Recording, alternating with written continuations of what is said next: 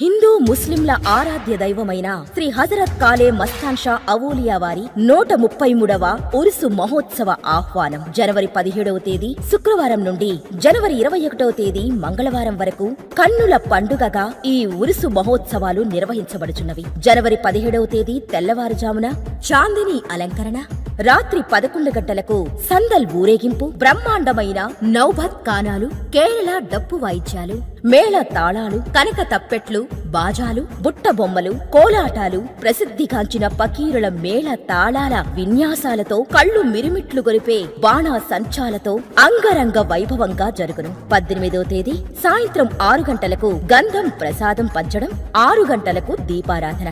19వ తేదీ రాత్రి 10 గంటలకు గ్యార్మీ షరీఫ్ ఖురాన్ పట్టణం. ఈ 5 రోజులు ఫకీరులకు శేష వస్త్రాలు పంచడం, లక్షలాది మందికి అన్న సంతర్పణ కార్యక్రమం ఉంటుంది.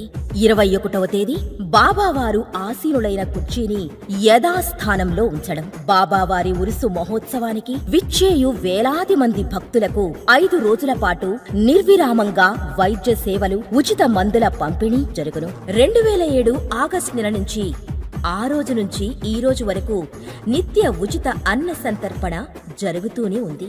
భక్తుల పాలిట కొంగు బంగారమై కోరిన కోరికలు తీర్చే మస్తానయ్య బాబావారి దివ్య ఆశీస్సులు పొందకోరుచున్నాము. దర్గా ధర్మకర్త రావి రామ్మోహన్ రావు.